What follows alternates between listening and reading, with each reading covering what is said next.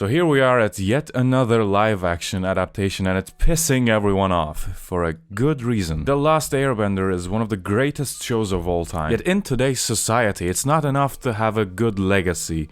You need to be generating money beyond your grave. So some people had the great original idea of why not Avatar but recorded with a camera. The first attempt to it was the one that we do not speak of. And this time Netflix decided to get its hands on our friendly neighborhood benders. And you know what? I was hopeful about this one. The trailer came out, it looked good, the actors were spot on, it looked like they understood the culture of this universe and what the stakes are. But the more they started to speak about it, the more I had to roll my eyes and say, why?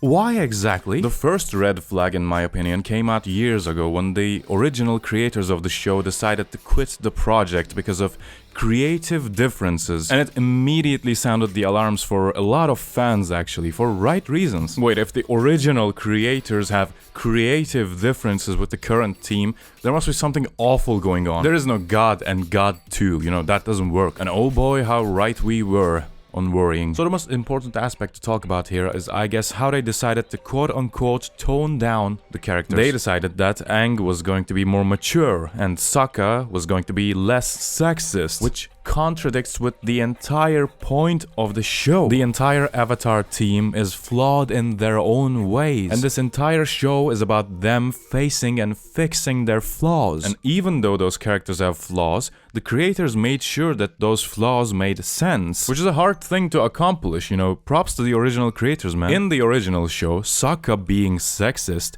actually makes sense psychologically. Sokka, quote-unquote, lost his father to the war. He was the only man left in his tribe. So it makes sense that he holds on to the only identity he has. He also felt weak and powerless when his tribe was being attacked. The only reason he was not also killed or captured was because he was not yet a man. So it also makes sense that he's trying to prove that he is a man, and men are strong, and yet he learns to grow out of it, and that actually makes him a better man at the end of the day. I can go on to details, but maybe in another video, so be sure to subscribe. So this was looking pretty bad, but they also announced that they were going to make Aang more mature.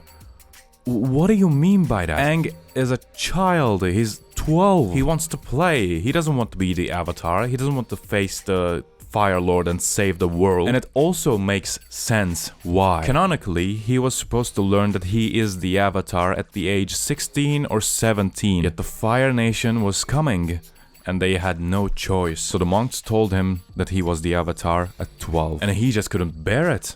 And no surprising, no one could have either. And he ran away, which started the entire show, actually. So is this show going to be a more mature Aang where he didn't run away and the show takes place 100 years before? Or are you going to screw up the entire character development point of the show? I am pissed off. I'm pissed off beyond belief. But anyway, I would like to talk about this show more, and let me know if you want more. See ya.